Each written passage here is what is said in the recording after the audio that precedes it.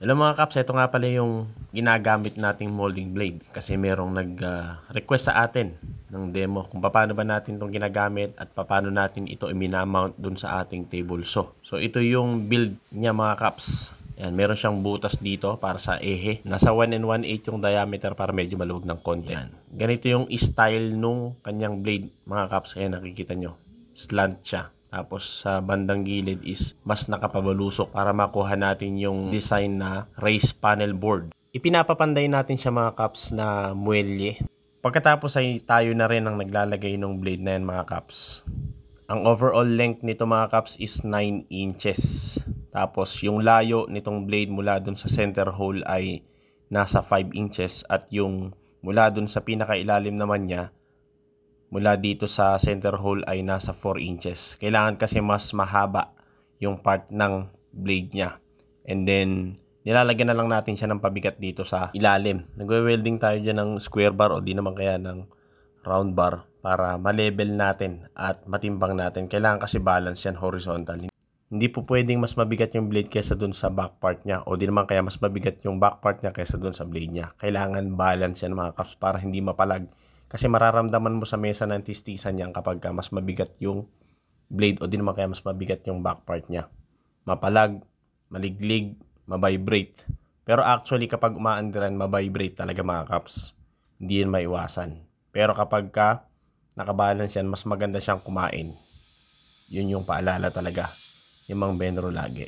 Na yun naman din ang talagang inadapt natin kapag nagbabandeha tayo ng kahoy o yung nagbumoldura mga kaps. Actually, pwede natin siyang gamitin pang design ng kornisa.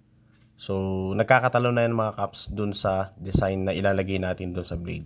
So, pwede natin siyang i-customize depende dun sa pangailangan. Pwede rin gamitin yan sa paggawa ng gabay ng hagdan. So, iibahin lang natin yung pinaka-profile nung shape para makuha natin yung gusto nating design dun sa kahoy. Pwedeng sa kornisa, pwedeng pang groove natin.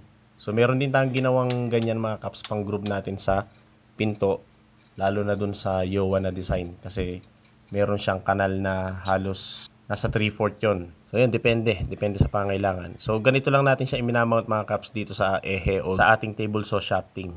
So ang pumipigil dyan is itong flat washer na to. Tsaka yung locking nut ng ating table saw. Siya yung mag-a-align dyan mga kaps. So mahigpitan lang natin na maayos yan. All goods na yan mga kaps. Yung mas mataas na part ng blade is nandito sa loob. Tapos yung yung pabalusok na angle is nandito sa left side. Yan, o. Ganyan siya kumain mga kaps. Yan. Kasi nasa gilid yung papanipis ng bandeha kaya ganyan yung pagmamount natin mga kaps ng molding blade natin dito sa ehe ng tistisan. Baka may magtanong, hindi ba nakakatakot yan kaps na gamitin? Actually, para siyang helicopter pagka umaandar siya. Mahangin, tapos parang basta ganun yung feel. Pakinggan nyo mga kaps, paandarin natin.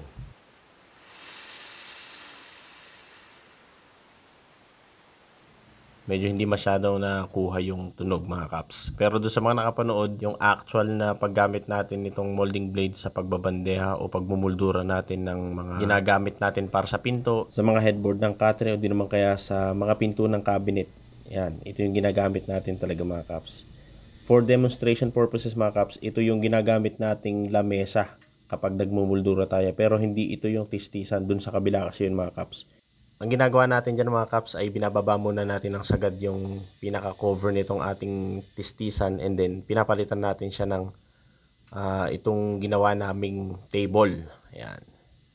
Kasi iba yung butas dito mga kaps. Design lang talaga to para sa molding blade. So finifix natin yan gamit ang tech screw kabilaan. Yan, kung mapapansin nyo kabilaan. Pati dun sa dulo.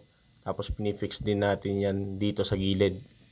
And then, for safety, ginagamitan din natin yan ng F-clamps o C-clamps.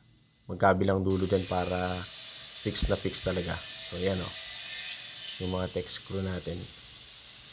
So, kaya meron siyang mga ansal sa depth yan, dun sa kain ng ating molding blade. So, nag-a-adjust na lang tayo dyan. So, ganun lang yung ginagawa nating adjustment dyan mga kaps. Yan, yung ating molding blade. Saktong-sakto lang siya dun sa butas. Yung ikot niya, ayan. Diyan na lang natin mismo isusubo yung mga bandeha na gagawin natin.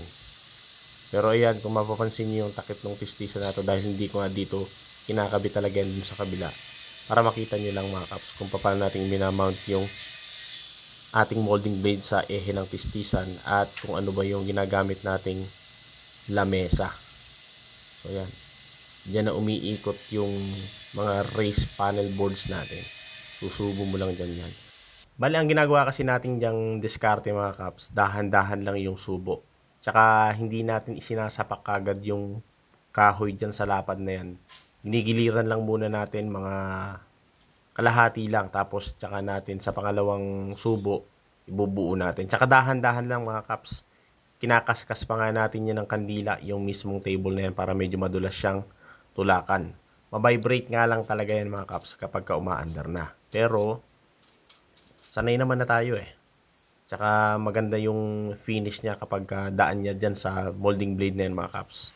So kahit noon pa mga kaps, yan na talaga yung gamit natin. Kahit na binata pa itong si Mang Benro, ito na talaga yung molding blade na ginagamit natin sa pagbabandeha o pagmumuldura ng mga pinto, ng headboard ng katre, ng pinto ng cabinet.